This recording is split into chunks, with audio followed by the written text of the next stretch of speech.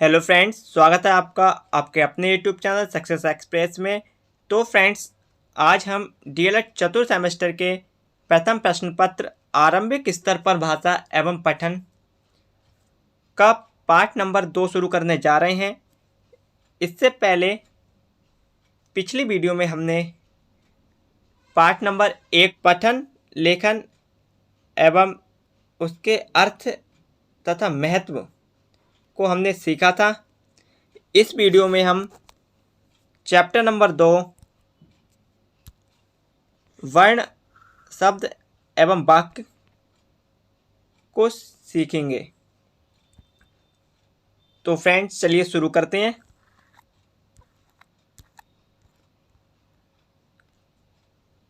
ये हमारा chapter number 2 है, जिसका नाम है वर्ण, शब्द एवं वाक्य। इसमें सबसे पहले हम देखते हैं वर्ण क्या होते हैं, वर्ण के कितने भेद हैं। ये 2014 में पूछा हुआ क्वेश्चन है। तो वर्ण क्या होते हैं, इसके बारे में सीखेंगे। वर्ण भाषा की सबसे छोटी इकाई है।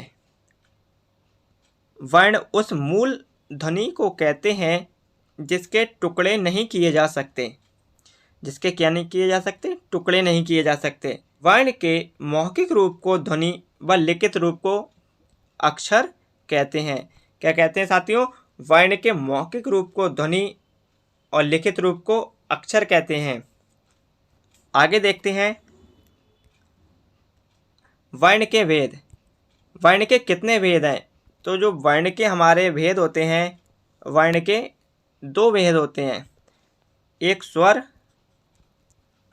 दूसरा व्यंजन। व्यंजन। अगला टॉपिक है हमारा वर्णमाला। वर्णमाला वर्णमाला वर्णों के व्यवस्थित क्रम को वर्णमाला कहते हैं। क्या साथियों? वर्णों के व्यवस्थित क्रम को हम वर्णमाला कहते हैं। हिंदी वर्णमाला को देवनागरी लिपि में लिखा जाता है। ये 1 नंबर में पूछा जा सकता है कि हिंदी वर्णमाला को किस लिपि के अंतर्गत लिखा जाता है। तो किस लिपि में लिखा जाता है? इसका जो आंसर होगा देवनागरी लिपि में। अब हिंदी वर्णमाला में कितने वर्ण होते हैं? तो हिंदी वर्णमाला में 52 वर्ण होते हैं। 52 वर्ण होते हैं। साथियों, अब चलते हैं शब्द क्या होते हैं। पहले हमने देखा वर्ण। वर्ण से हमारा बनता है शब्द। शब्द और शब्द से हमारा बनता है वाक्य। शब्दों से क्या मिल के बनता है? वाक्य।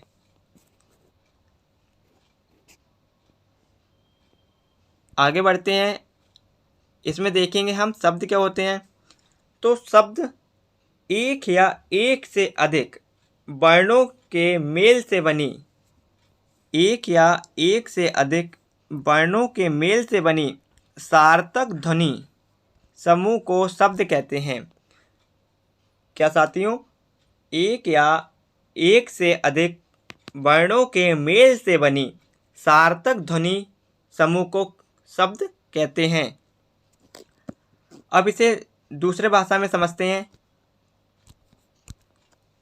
शब्द। शब्द भाषा की दूसरी इकाई है। वर्ण कौन सी इकाई है? वर्ण हमारी पहली इकाई है भाषा की। पहली इकाई है भाषा की। और शब्द हमारी दूसरी इकाई है। तो शब्द भाषा की दूसरी इकाई है। वर्णों के योग से शब्द बनते हैं। वर्णों के योग से क्या बनते हैं? शब्द। और शब्दों के योग से वाक्य बनते हैं। कैसे बनते हैं, इसे आगे देखते हैं। देखिए साथियों, शब्द अनेक वर्णों के प्रयोग से बनते हैं या अनेक वर्णों के मेल से बनते हैं। जैसे जल। जल शब्द 4 शब्दों से मिलकर बना है। हमने लिखा जल, तो ये किससे मिलकर बना है? ये जा, इसमें हलंत लगा दिया तो इससे आ हमारा अलग हो गया। आ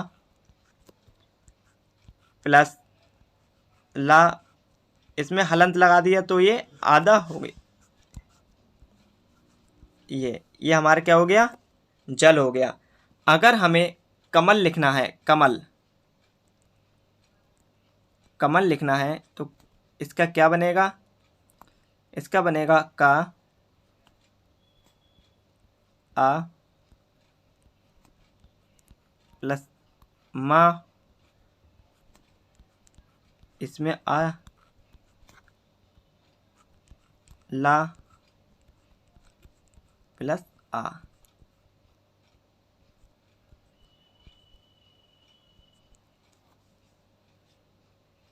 ये 6 अक्षरों से मिलकर कमल बनता है।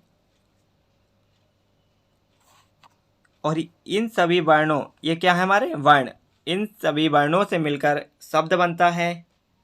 शब्दों से मिलकर वाक्य बनते हैं। आगे देखते हैं शब्द के भेद। शब्द के कितने भेद होते हैं साथियों? शब्द के हमारे 2 भेद होते हैं, एक सार्थक और दूसरा निरर्थक। सार्थक शब्द वे शब्द होते हैं जिनका कोई अर्थ निकले, उन्हें हम सार्थक शब्द कहते हैं।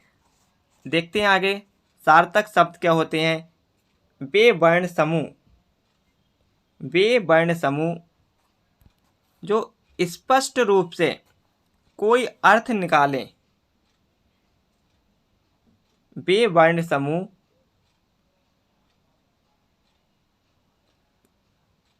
जिनका स्पष्ट रूप से कोई अर्थ निकले उसे सार्थक शब्द कहते हैं।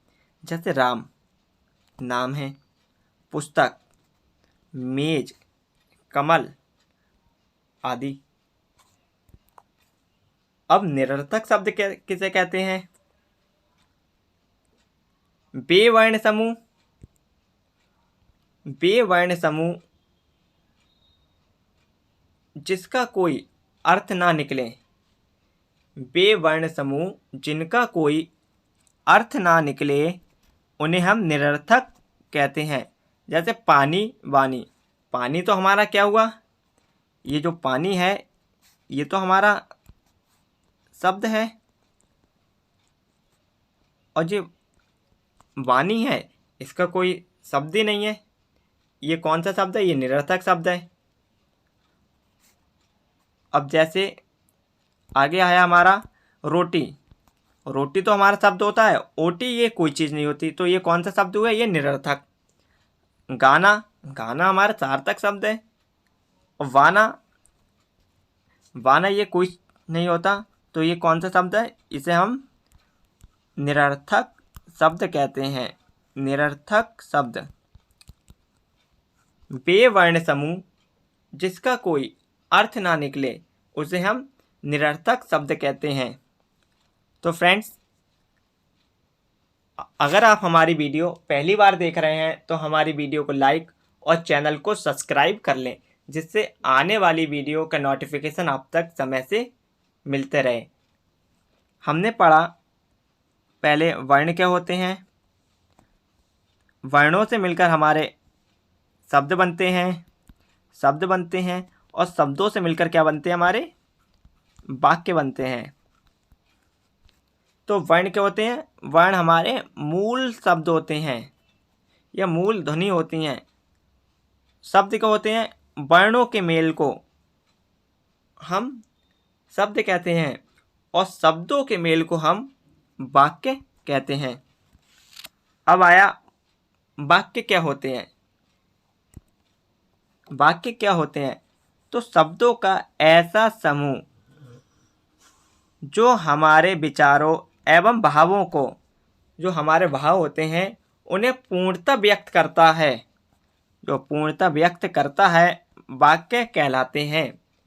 शब्दों का ऐसा समूह जो हमारे विचारों एवं भावों को पूर्णतः व्यक्त करता है वाक्य कहलाते हैं। जैसे माता जी खाना पका रही हैं। ये क्या है? हमारा पूरा एक वाक्य है। कछुआ धीरे धीरे चलता है। तो ये क्या है? हमारा ये भी हमारा वाक्य है। अब बात आती है वाक्य कितने प्रकार के होते हैं, वाक्य के कितने भेद होते हैं। तो जो हमारा होता है वाक्य के हमारे दो भेद होते हैं। पहला उद्देश्य और दूसरा विधेय। अब उद्देश्य क्या होते हैं? वाक्य में जिसके विषय में कुछ कहा जाता है, जिसके विषय में कुछ कहा जाता है, उद्देश्य कहते हैं। वाक्य में जिसके विषय में कुछ कहा जाता है उसे हम क्या कहते हैं? उसे उद्देश्य कहते हैं। और दूसरा है हमारा विधेय। विधेय क्या होता है? उद्देश्य के विषय में बताने वाले सभी पद जो उद्देश्य के विषय में बताते हैं वो हमारे विधेय कहलाते हैं। और वाक्य में जिसके विषय में कुछ कहा जाता है उसे उद्देश्य कहते हैं। अगला उदाहरण देखते हैं। राम ने रावण को मारा। तो किसे मारा? रावण को मारा। और जिसके जो उद्देश्य क्या है? मारना है। तो उद्देश्य के विषय में जो बताता है, जो हमें उद्देश्य के विषय में बताता है वह हमारा क्या कहलाता है? विधेय कहलाता है। और वाक्य में किसके विषय में बताया जा रहा है? राम के विषय में। तो ये क्या है? जिसके विषय में बताया जाता है वह हमारा उद्देश्य होता है। और उद्देश्य के विषय में जो कुछ कहा जाता है या उद्देश्य के विषय में बताने वाले पद हमारे क्या कहलाते हैं? विधेय कहलाते हैं। आगे देखते हैं हम वाक्य के भेद। वाक्य कितने प्रकार के होते हैं? जो हमारे वाक्य होते हैं, वाक्य हमारे दो प्रकार के होते हैं। कितने प्रकार के होते हैं साथियों? दो प्रकार के। एक रचना या स्वरूप की दृष्टि से, दूसरे होते हैं हमारे वाक्य अर्थ की दृष्टि से। जो रचना और स्वरूप की दृष्टि से होते हैं ये तीन प्रकार के होते हैं। साधारण वाक्य या सरल वाक्य, दूसरे होते हैं मिश्रित वाक्य या मिश्र वाक्य, तीसरे होते हैं हमारे संयुक्त वाक्य। और अर्थ की दृष्टि से कितने प्रकार के होते हैं साथियों? जो अर्थ की दृष्टि से वाक्य होते हैं ये हमारे होते हैं 8 प्रकार के। कौन कौन से? विधानवाचक, निषेधवाचक, आज्ञावाचक, प्रश्नवाचक, इच्छावाचक, संदेहवाचक और संकेतवाचक। कौन सा? संकेतवाचक और विस्मय आदि बोधक। तो अब इन वाक्यों के बारे में पढ़ते हैं कि विधानवाचक, निषेधवाचक, आज्ञावाचक, प्रश्नवाचक, इच्छावाचक, संदेहवाचक, संकेतवाचक और विस्मय बोधक वाक्य क्या होते हैं। साथ ही साथ हम देखेंगे सरल वाक्य, मिश्र वाक्य और संयुक्त वाक्य क्या होते हैं। तो साथियों, जिन साथियों ने अभी तक हमारे चैनल को सब्सक्राइब नहीं किया है वह हमारे चैनल को सब्सक्राइब कर लें। और पीडीएफ के लिए हमारे टेलीग्राम को ज्वाइन कर लें। टेलीग्राम का लिंक जो है हमने डिस्क्रिप्शन में दे रखा है। टेलीग्राम का नाम है हमारा सक्सेस एक्सप्रेस। जो हमारा टेलीग्राम है उसका नाम है सक्सेस एक्सप्रेस। चैनल पे आपको क्लास से सारी इन्फॉर्मेशन और उसकी जो पीडीएफ हैं वो आपको मिलती रहेंगी। अब हम बात करते हैं सबसे पहले रचना के आधार पर वाक्य। तो मैंने बताया कि रचना के आधार पर वाक्य 3 प्रकार के होते हैं। सरल वाक्य, मिश्र वाक्य और संयुक्त वाक्य। अब बात आती है सरल वाक्य का होते हैं ऐसे वाक्य जिनमें एक ही क्रिया एवं एक ही कर्ता हो। क्या हो? जिसमें एक ही क्रिया एवं एक ही कर्ता हो तथा उन वाक्यों का एक ही उद्देश्य हो, सरल वाक्य कहलाते हैं। जिन वाक्यों में एक ही क्रिया, एक ही कर्ता तथा उन वाक्यों का जो उद्देश्य है वो एक ही हो, सरल वाक्य कहलाते हैं। उदाहरण के लिए देखते हैं, नेहा किताब पढ़ती है। तो इसमें नेहा क्या है? कर्ता, किताब उद्देश्य, पढ़ना क्रिया। अगला है अतुल दौड़ता है। अतुल क्या है इसमें? कर्ता, और दौड़ना क्या है? क्रिया। तो जिन वाक्यों में एक ही क्रिया, एक ही कर्ता, एक ही उद्देश्य हो, उन वाक्यों को हम सरल वाक्य कहते हैं। आगे बढ़ते हैं हम। अगला है हमारा मिश्र वाक्य। अब मिश्रित वाक्य क्या होते हैं? मिश्रित वाक्य ऐसे वाक्य जिसमें सरल वाक्य के साथ साथ दूसरा उपवाक्य शामिल हो, मिश्र वाक्य कहलाते हैं। सरल वाक्य के साथ साथ एक उपवाक्य हो तो वो मिश्र वाक्य कहलाते हैं। अब जिसमें एक उद्देश्य के साथ एक उद्देश्य और एक उपवाक्य हो, वो मिश्र वाक्य होंगे। जैसे मिश्रित वाक्य में हम देखेंगे, यदि परिश्रम करोगे तो उत्तीर्ण हो जाओगे, या कह सकते हैं यदि आप मेहनत करोगे तो अवश्य सफल होगे। दूसरा है, जो लड़का बाहर खड़ा है वह मेरा भाई है।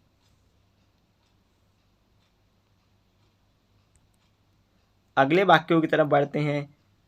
अगला वाक्य है संयुक्त वाक्य। संयुक्त वाक्य क्या होते हैं? ऐसे वाक्य जिनमें दो या दो से अधिक उपवाक्य शामिल हों, संयुक्त वाक्य कहलाते हैं। दो या दो से अधिक उपवाक्य शामिल हो, वो क्या कहलाते हैं? हमारे संयुक्त वाक्य कहलाते हैं। जो इसका उदाहरण होगा वो होगा, रवि पढ़ता है, रवि पढ़ता है और कोचिंग पढ़ाता है, और कोचिंग पढ़ाता है। तो इसमें कितने उपवाक्य शामिल हैं? इसमें दो उपवाक्य शामिल हैं। पहला क्या है? रवि पढ़ता है, ये एक उपवाक्य हो गया, और दूसरा उपवाक्य है कोचिंग पढ़ाता है। तो जिन वाक्यों में दो उपवाक्य शामिल हो उन्हें क्या कहते हैं? उन्हें संयुक्त वाक्य कहते हैं। आगे बढ़ते हैं। अगला टॉपिक है हमारा अर्थ के आधार पर वाक्य। अर्थ के आधार पर वाक्य कितने प्रकार के होते हैं इसे देखते हैं। तो अर्थ के आधार पर जो वाक्य होते हैं वो हमारे 8 प्रकार के होते हैं। कितने प्रकार के होते हैं साथियों? 8 प्रकार के। कौन कौन से? पहले विधानवाचक, जिन वाक्यों से क्रिया के होने या करने का बोध हो। जिन वाक्यों से क्रिया के होने या करने का बोध हो उसे हम विधानवाचक वाक्य कहते हैं। जैसे अतुल विद्यालय जाता है। तो अतुल कहाँ जाता है? विद्यालय जाता है। तो इसमें जाना तो है क्रिया, और उद्देश्य क्या है? विद्यालय। तो जिन वाक्यों से क्रिया के होने या करने का बोध होता है उसे हम विधानवाचक वाक्य कहते हैं। अगले वाक्य है हमारे निषेधवाचक वाक्य। निषेध माने इसमें नकारात्मक, इसमें नहीं शब्द लगा होगा। क्या शब्द लगा होगा? नहीं। इसमें नकारात्मक वाक्य हमेशा कही जाएगी। जिन वाक्यों में क्रिया के ना होने का भाव प्रकट हो, क्रिया के ना होने या ना करने का भाव प्रकट हो, उसे हम निषेधवाचक वाक्य कहते हैं। उदाहरण के लिए देखिएगा, रवि स्कूल नहीं जाता है, सीता खाना नहीं बनाती है।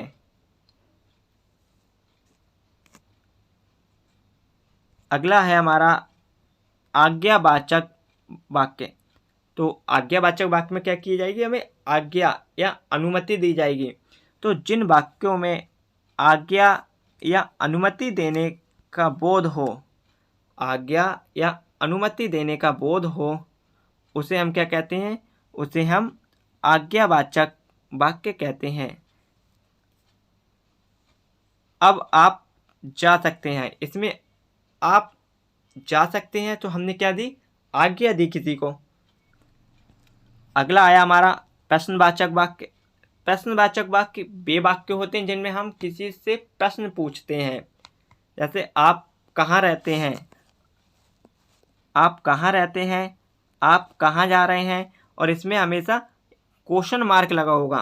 क्या लगा होगा साथियों, प्रश्नवाचक चिन्ह लगा होगा।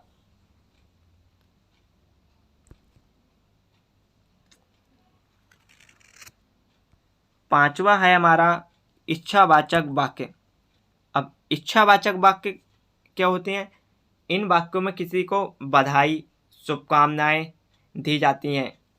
जिन वाक्यों से इच्छा शुभकामना आदि का बोध हो, इच्छा शुभकामना आदि का बोध हो, उन्हें हम इच्छावाचक वाक्य कहते हैं। जैसे उदाहरण है इसका, तुम अपने कार्य में अवश्य सफल हो। तो ये क्या है, हमारी इच्छा है कि तुम अपने कार्य में अवश्य सफल हो। आगे बढ़ते हैं। अगला है हमारा संदेहवाचक वाक्य। अब संदेहवाचक वाक्य से हमें समझ में आ रहा है कि इसमें किसी चीज को लेकर हमें संदेह होगा। जिन वाक्यों से कार्य के होने में संदेह प्रकट हो, जिन वाक्यों से कार्य के होने का संदेह प्रकट हो, उसे हम संदेहवाचक वाक्य कहते हैं। जैसे शायद कल वर्षा हो, शायद रवि परसों मेरे घर आए। तो इसमें जो शायद शब्द लगा है, इससे हमें संदेह हो रहा है। अगला वाक्य है संकेतवाचक वाक्य। संकेतवाचक वाक्य क्या होते हैं, जिन वाक्यों में एक कार्य का होना दूसरे कार्य पर निर्भर करता हो, उसे हम संकेतवाचक वाक्य कहते हैं। जिन वाक्यों में एक कार्य का होना दूसरे कार्य पर निर्भर करता हो, उसे हम संकेतवाचक वाक्य कहते हैं। जैसे यदि वर्षा होगी तो फसल अच्छी होगी। तो फसल का अच्छा होना किस पर निर्भर कर रहा है, हमारा वर्षा पर निर्भर कर रहा है। किस पर निर्भर कर रहा है साथियों, वर्षा पर निर्भर कर रहा है। आगे बढ़ते हैं। यदि तुम मेहनत करते तो पास हो जाते। तो इसमें जो पास होना है वो किस पर निर्भर कर रहा है, मेहनत पर निर्भर कर रहा है। जिसमें एक बात का होना दूसरी बात पर निर्भर करे, या एक कार्य का होना दूसरे कार्य पर निर्भर करे, तो उसे क्या कहते हैं, उसे हम संकेतवाचक वाक्य कहते हैं।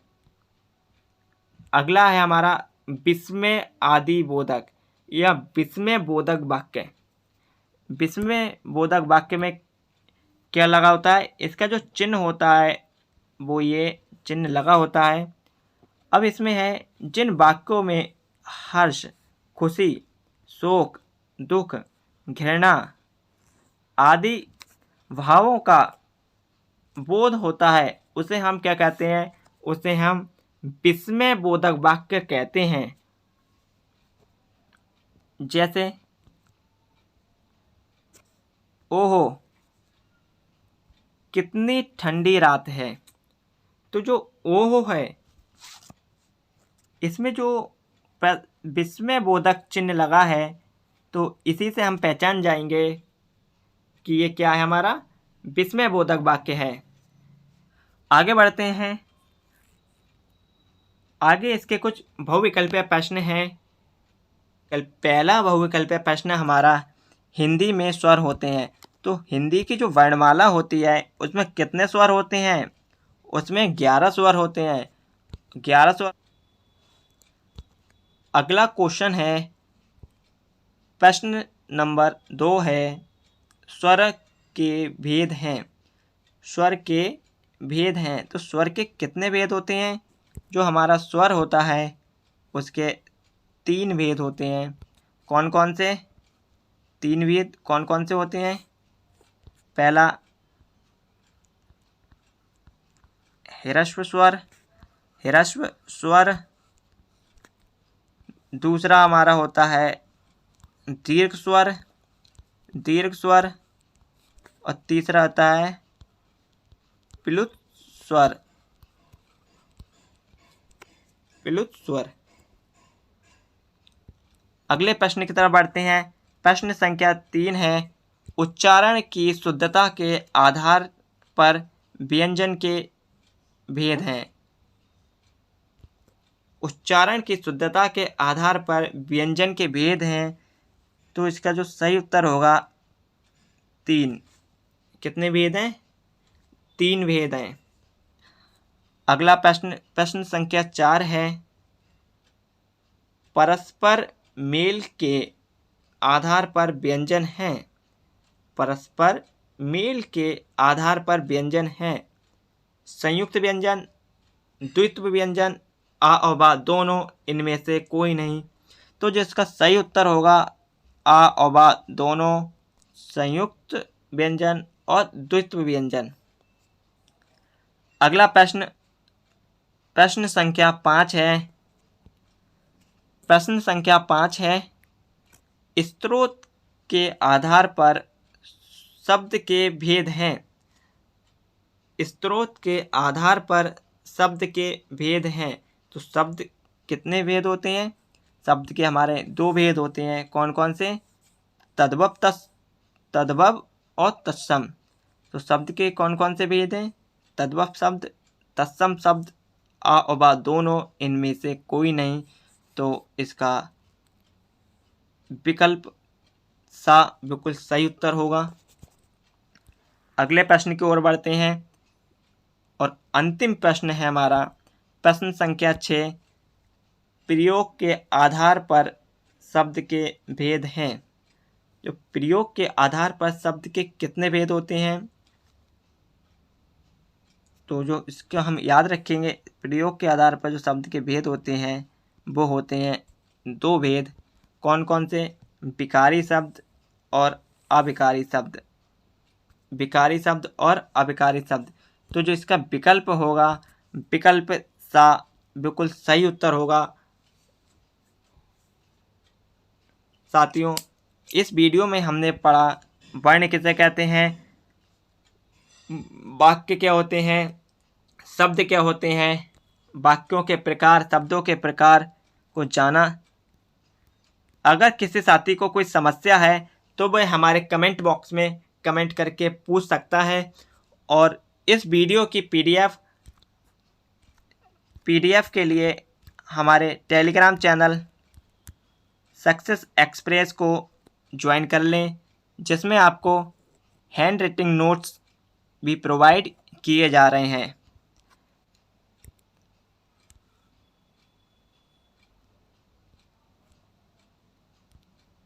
सभी साथी इस वीडियो को ज़्यादा से ज़्यादा शेयर करें, जिससे 4 सेमेस्टर के सभी साथी इस वीडियो का लाभ ले सकें। धन्यवाद साथियों।